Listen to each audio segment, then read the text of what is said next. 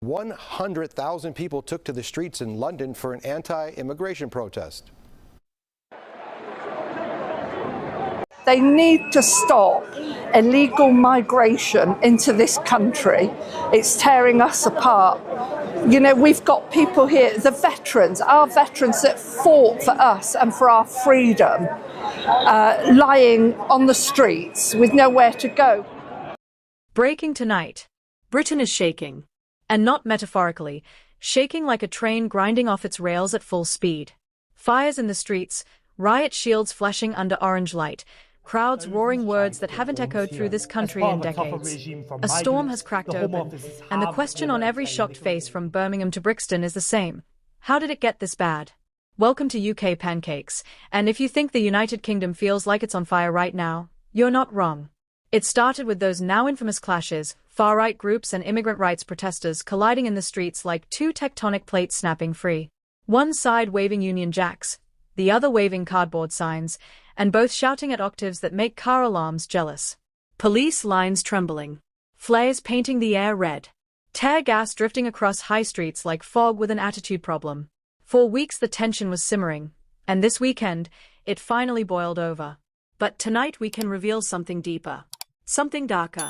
Something buried beneath 217 pages of documents stamped confidential, not for distribution. Because behind every riot in Britain, behind every angry crowd and every burnt-out shop front, there's always a trigger. And tonight, that trigger has a name, the Lyndhurst Files.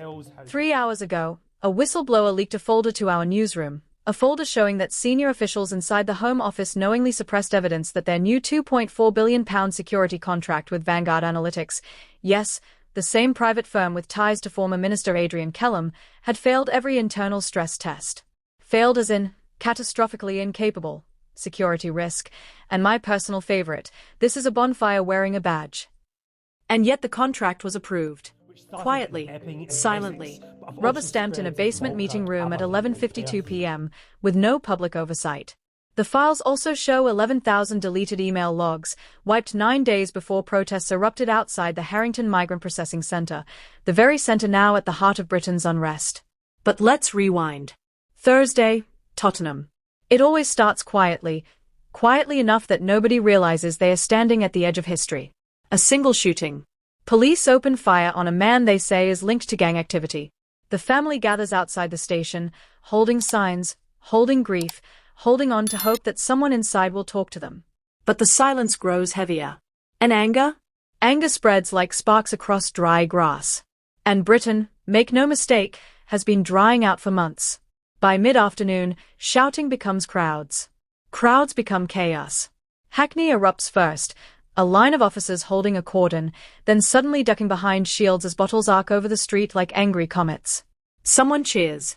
Someone screams. And just like that, London changes. Not gradually. Instantly. 1 minute this city is buses and tourists and overpriced lattes. The next minute it's glass breaking, shutters slamming, sirens crying like they are begging the night to calm down. A shop front near King's Cross catches fire. Flames run up the side of the building like they are late for an appointment. Smoke curls across the skyline in thick, black strokes. And phones across the country buzz with the words no one wanted to believe. London is burning. Meanwhile, across the river, protesters gather outside a migrant centre, small, peaceful, symbolic. The kind of gathering a city like London can usually swallow without blinking. But when police move in, too fast and too forcefully, someone throws a bottle. Then another. And the world flips on its back. A police van catches fire. The blue lights keep flashing, almost mockingly, as flames consume the metal. Crowds surge forward shouting, "Protect our kids!" Officers fall back, shields trembling. And in seconds, TikTok, YouTube, Telegram, every platform, explodes with live streams. Hashtags ignite. Britain burns. Who failed us. Bring the truth. But riots don't happen in a vacuum. Rage doesn't appear out of thin air. Every fire tonight is fueled by something older. Distrust, austerity, broken promises, leaders who look into cameras and talk about resilience while quietly raising their expense accounts. And then, as if the streets weren't already hot enough, the political earthquake hits. The Lyndhurst Files go public. Inside those 217 pages, there's a transcript from a closed-door meeting at the Office of Strategic Migration. One official warns the minister, "If this contract fails, we will have riots." Another says, "People will die if we push this through." And the minister replies, and this is verbatim, "We'll worry about that after the election." And suddenly the whole country realizes what this weekend really was. Not random chaos, not spontaneous fury, but the inevitable explosion after a government played dice with public safety, hoping nobody would notice. Well, Britain noticed. Let's talk about the people caught inside this collapse, because numbers don't bleed, but people do. There's Darren Willow, 54, an army veteran from Leeds.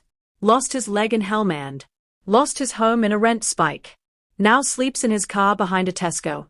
He told our reporter, "I gave my leg for this country. Now I sleep next to a shopping trolley." How did we get here? His eyes didn't rage. They shimmered with exhaustion. There's Maria D'Souza, a nurse in Birmingham who works 60 hours a week and still can't afford childcare. She says, "They tell us to be patient." Patient for what? More cuts? More chaos? More excuses? And there's 82-year-old Evelyn Hart, a pensioner whose local high street shut down tonight under police curfew. She taps her walking stick against the pavement and whispers, "This isn't my Britain. My Britain looked after people." These are the voices rising above the smoke. Now let's move to Westminster, where the walls are sweating.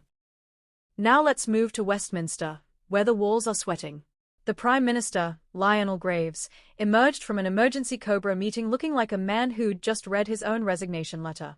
Inside Parliament, MPs shout over each other so loudly the microphones crackle. You can practically smell the panic through the screen. Opposition leader Mara Keane slams a folder onto the dispatch box, a printed copy of the Lyndhurst files. Pages spill everywhere. Gasps echo through the chamber.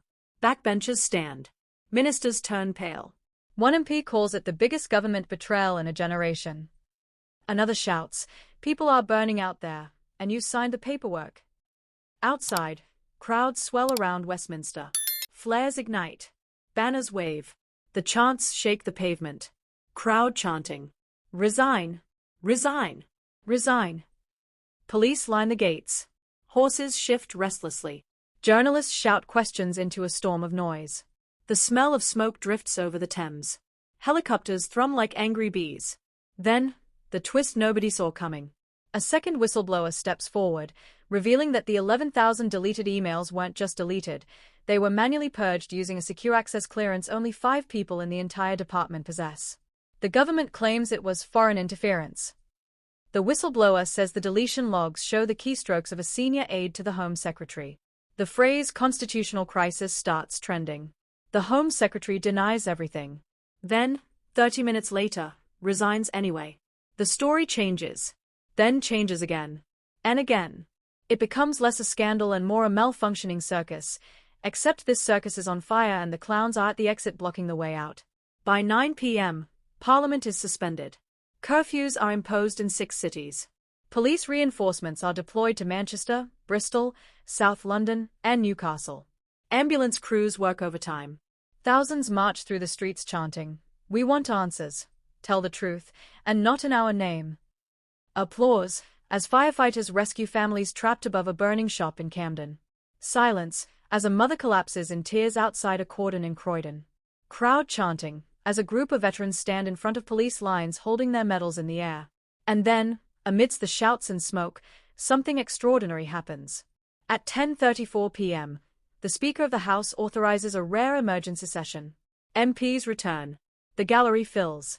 In one corner, a group of veterans sit silently, hands folded over crutches, wheelchairs, prosthetics. One stands with difficulty and speaks in a voice that carries across the chamber. "We built this country. We defended it. And you let it fall apart. Fix it." For once, they listen. Tonight, Britain feels broken. But in the cracks, something raw and powerful is glowing. A reminder that the people, not the ministers, not the donors, not the corporations, are the ones who decide when enough is enough. A reckoning has begun. From the burning high streets to the shouts echoing through Parliament, Britain is remembering who it is, a nation that can take chaos and turn it into change. If you believe truth still matters, subscribe to UK Pancakes and never look away. Thank you for watching.